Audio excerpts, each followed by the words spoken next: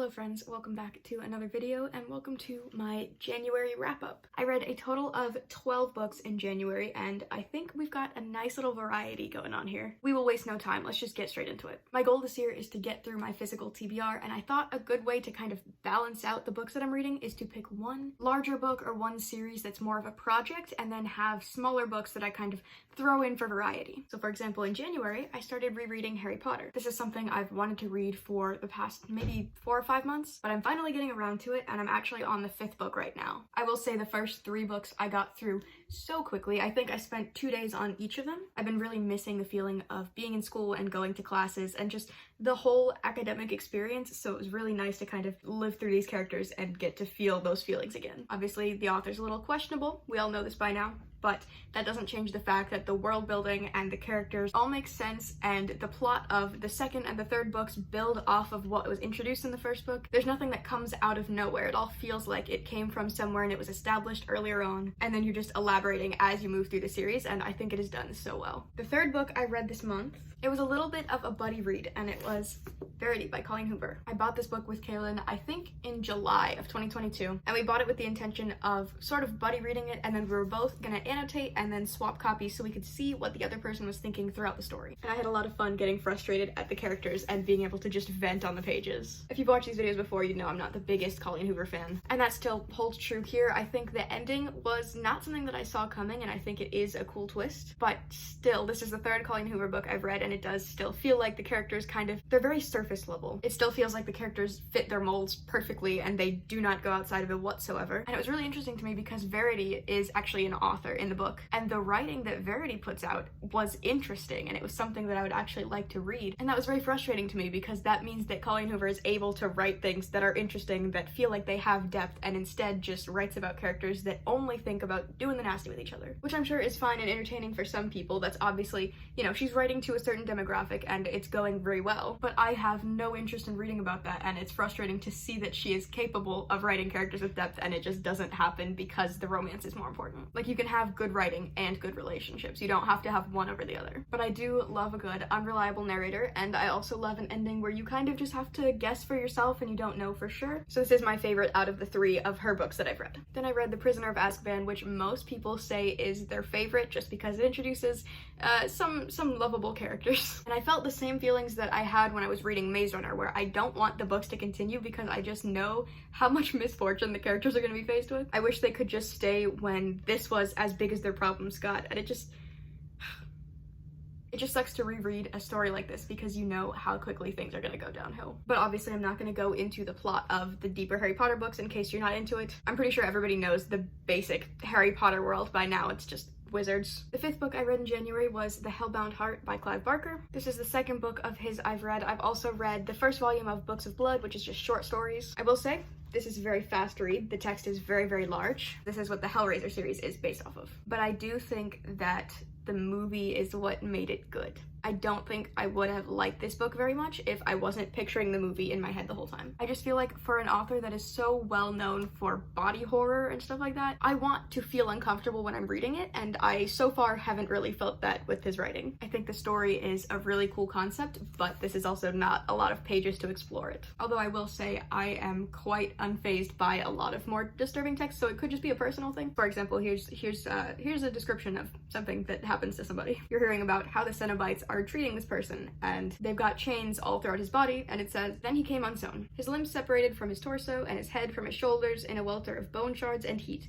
She threw the door closed as something thudded against it from the other side. His head, she guessed." Yes, that is a disturbing image, but I need it described to me. If you're gonna be an author that is so well known for your body horror, I need it to be such a visual experience when I'm reading the book, and I wasn't getting it. At this point, I was getting a little bit intimidated by Harry Potter just because the later books in the series do get quite long and they were kind of dragging on a little bit. So I went to my Kindle for some lighter reads and I read Ungifted and Supergifted. These were recommended to me by Kaylin, and they're younger books about a kid who's super impulsive and he's just running around living life. He gets himself into trouble and then some series of events happens which leads him to be enrolled in the gifted program at a different school. And while he's there, he meets these super smart kids who just are not creative at all. They're all brains and nothing imagination, really. They're strictly facts. And then they get this kid who does not think at all. He is just impulse, creative, all these things. So he shows up and kind of flips the way that they think about everything. I think the characters lack some depth. For example, all the kids at the gifted school, every single one of them is written as if they don't understand human emotion, which I think is okay for some of the characters. Like the second book is very much focused on one of the people who goes to that school that has the absolute highest IQ. So maybe if you wanted that to be his distinctive feature and you kind of limit him to that and he doesn't understand regular person thinking, that would be one thing. But to have the entire school of gifted kids not understand anything with feeling. But I do think these books are just for a good time. They're not really meant for if you want to analyze the characters or some deeper meaning, because it doesn't really feel like there is one. Some criticisms I did see about these books was, for example, the smartest kid that the second book is based off of, he didn't know what YouTube was, and it had been a thing for years. People were a little confused how you can be the smartest person ever and have never used the internet, have never heard other people around you talking about it until this creative kid comes in and tells you. Little details like that that didn't really make sense.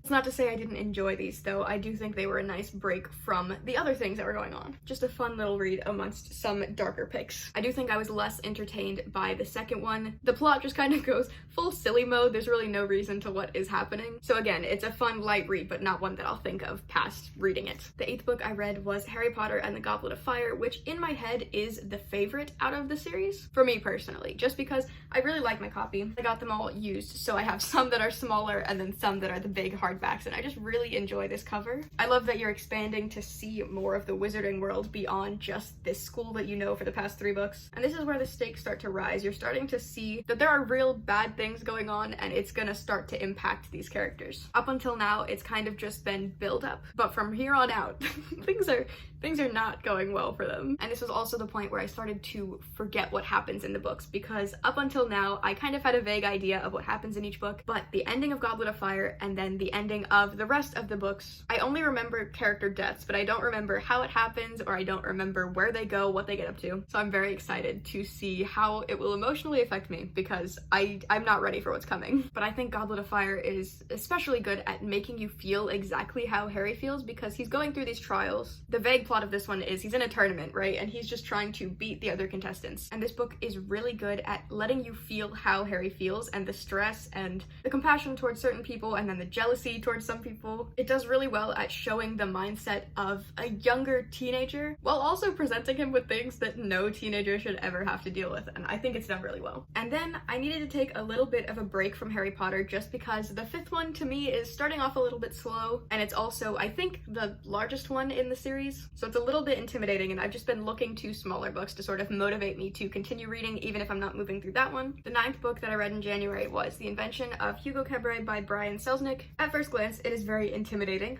but look beyond the cover and you'll find out it's just a whole lot of pictures. It's presented as a movie. You get this little imagery at the beginning that's saying to just sit back and watch, and then you get thrown right into this story where you're following sweet little Hugo, who is working to control all the clocks in the train station because his uncle, who used to work that job, is no longer working with him, and nobody knows he's doing it. And at the same time, he is stealing from a toy shop because he needs little bits and pieces to finish building a man. It's something that his dad had been working on, and it got a little bit destroyed, and he's made it his big goal to try and put it back together and to see if his dad left him some message or some meaning for life or whatever. But the toy maker that he's stealing from catches him stealing. Throughout the story, you're kind of seeing how Hugo and the man that he's building and the toy maker all tie in. And I think the use of pictures in this makes it so fun. It is such an easy book to escape into. And it also has some real history in it, which is kind of cool. It goes into like movie history. You got the family trauma, you got a sweet little friendship, and you have a kid on a wild mission. And that's all there is to it. Animal Farm by George Orwell. This is definitely a shorter classic. It's only 141 pages, but it does move very quickly, and it's meant to be accessible. It's meant to be easy to get through while still presenting a message that is like commentary on just the world. You're following this farm that is taken over by animals and renamed Animal Farm because they've decided they don't like the way that people are treating them, and so they're just gonna run themselves, kick the human out, and they start living life on the animal farm. And right away, there is a little bit of an animal hierarchy. It's kind of defined by who is the best thinker on the farm out of the animals, which goes goes to the pigs. And so the pigs are the leaders. They set the rules. They tell all the other animals what to do and how to make the farm function and all of these things. And then some of the pigs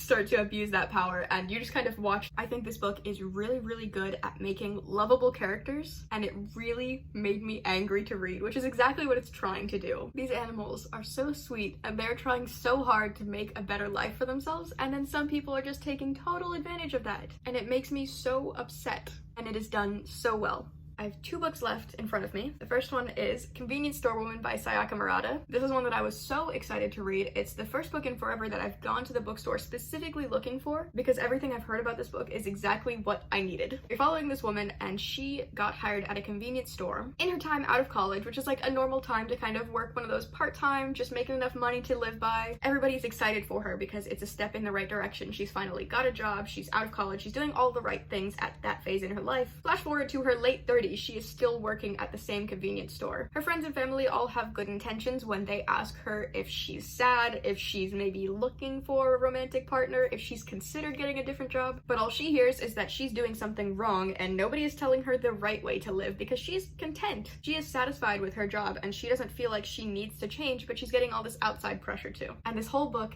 you're just getting little glimpses into her life at the store, and she doesn't understand what she can do differently. She doesn't understand how she could do anything differently, because to her, this is exactly where she wants to be. And then as you go along, she starts to feel the pressure from all these people telling her that she needs to move on with her life. And it made me so sad. This book describes the thought process of when you're not on the clock, but you still see the time and you're like, oh, this is when this shift is switching over, or this is when this item needs to go out. And that is how I think about things constantly. I am always, in my head, I'm always on the clock. I'm always thinking about what is happening in my workplace and what will happen when I get back, what everybody's doing, who's on the floor, how are they doing. So to read about a character that is viewing their job in the same way as I am, it was so special to me. I felt so understood while reading this. And then towards the end, when she's questioning if she should continue to work there, and she's thinking about what she would even do with her life if she were to leave the thing that is all she's known, it made me so sad, because I was just thinking about what will happen when I have to leave my job. I am sure there are a lot of people who can relate to that sentiment, who are constantly getting outside pressure to find a real job and to become a real adult and all these things. And I think this book captures so perfectly the feeling of just being content where you are, even if it's not what society wants you to do. And the last book that I read in January, it's a nonfiction, which I only read, I think, 3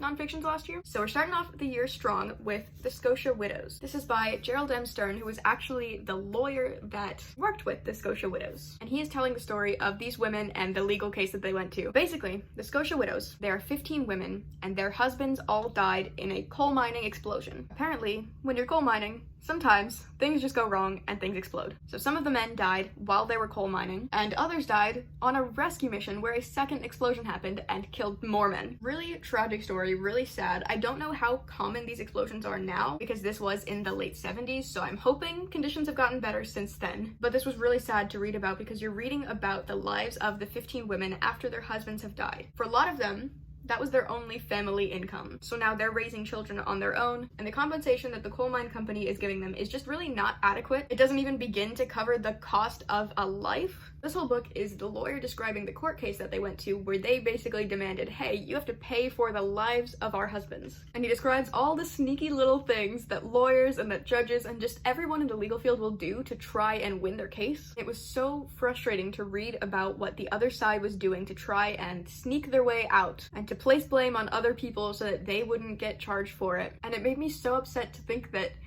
most of the books that I read are fiction, so it's kind of, there's a disconnect, right? There were so many times throughout this book where I just got chills because I was so upset at the idea that real hardships like this happen to people, and that the big companies that have so much control and so much ability to just not do that, they just don't care about individuals. It really sucks. I'm thinking I'm not gonna rate nonfiction books just because there's obviously a very different purpose between fiction and nonfiction, because when you're writing fiction books, you're very much focusing on providing a fun or entertaining story, whereas nonfiction is more about informing, or it's about keeping a record of the experience or whatever it is. And I feel like if I were to rate it, it would be on personally if I was interested in the topic, which just doesn't feel fair to the author. So I'm not giving a rating, but I do recommend this book. It has very few ratings on Goodreads. Very few people have marked this book as read, but I would definitely recommend checking it out because it's something that I knew nothing about and it made me so upset, but in a way that I think we all need to be upset, you know? I think I had a really good balance this month of books that were super lighthearted and super fun, and then books that really made me angry. My goal goal is still to buy less books this year, but I like that the books that I'm reading are books that I'm immediately wanting to pick up. They're books that I'm actually excited to read. I'm so excited I get to spend my time with these characters and with these stories. If you made it this far into the video, thank you so much for watching. And if you enjoyed what you watched, you can subscribe to this channel or my main channel, Riverbxnd, where I post music content. Also, my Instagram, Spotify, Goodreads, and Storygraph will all be in the description for you. That being said,